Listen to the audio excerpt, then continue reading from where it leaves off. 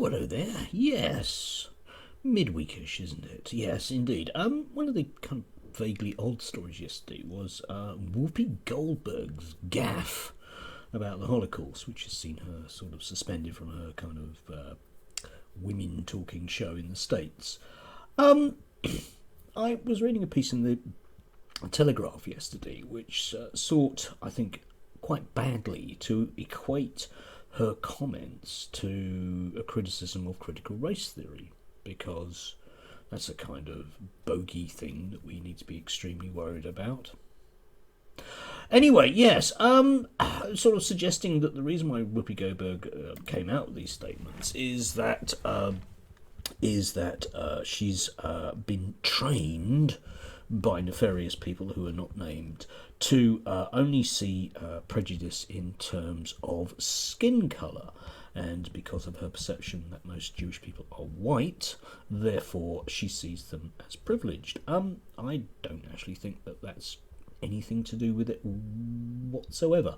If you do look at sort of like statistics for Americans' knowledge of the Holocaust, they're worse than our ones here in the UK, which are not brilliant anyway. The Holocaust is taught routinely in schools, but it's these days, I think, if you talk to sort of teenagers about the Second World War, it is simply prehistory. I mean, it's the same. You might as well be talking about the 1870s. It's just not anything that's tangible anymore. And in many ways, the kind of rise of anti-Semitism in this country, which, let's face it, is linked to the right, it's not due to Jeremy Corbyn. Sorry about that, but it simply isn't.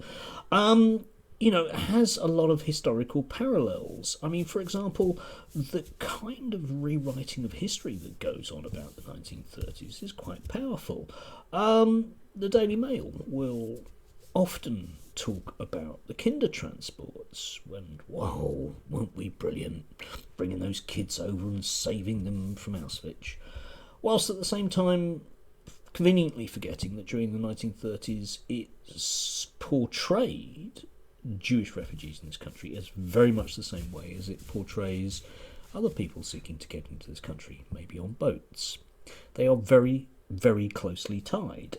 You can find this with someone like Nigel Farage, for example, who will talk about, all the inherent kindness of the British people towards refugees. Just look at the Jews during the 1930s. It's not a good example, Nigel. And if you're going to criticise people, Daily Telegraph, for not knowing much about history, maybe you should start with Nigel, or yourselves. Sorry, just doesn't wash, that one. If we want to make sure that we don't repeat the mistakes of the past, then we need to draw modern, sensible parallels between them.